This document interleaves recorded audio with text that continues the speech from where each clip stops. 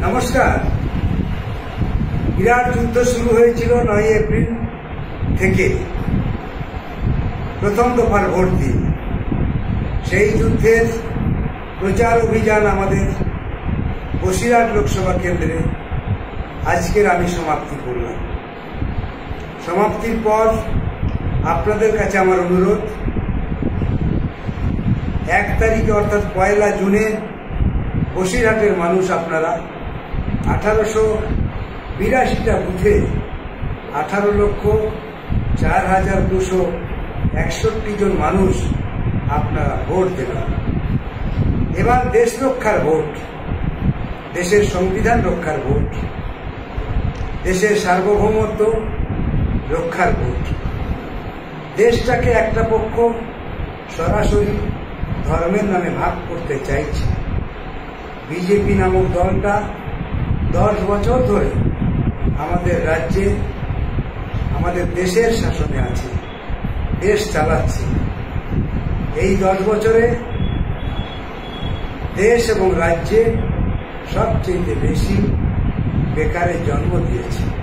এই 10 বছরে আমাদের দেশে সবচেয়ে বেশি কৃষক আত্মহত্যা করেছে। আমাদের দেশে সবচেয়ে বেশি পরিযায়ী শ্রমিকের সংখ্যা বেড়েছে। অসংখ্য স্কুল বন্ধের তালিকায়।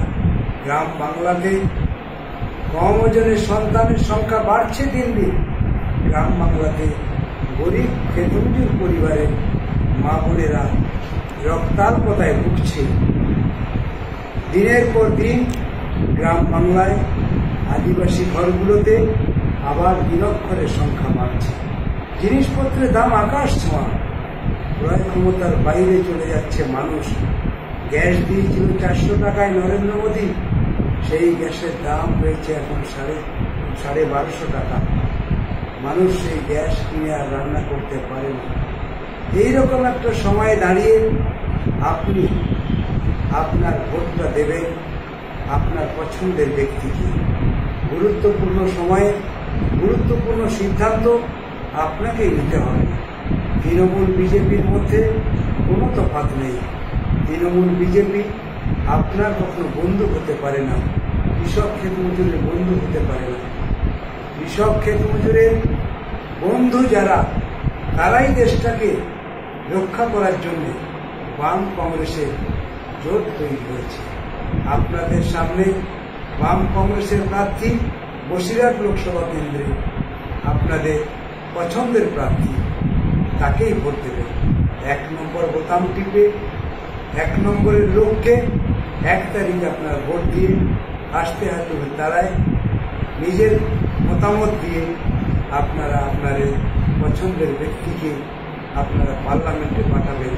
এই আবেদন রেখে আমার কথা আমি এখানেই কি করছি। সকলেই ভালো থাকুন। আসন্ন লোকসভা নির্বাচনে রাজ্যের প্রতিটি প্রান্তে বামফ্রন্ট প্রার্থীদের জয়ী করুন।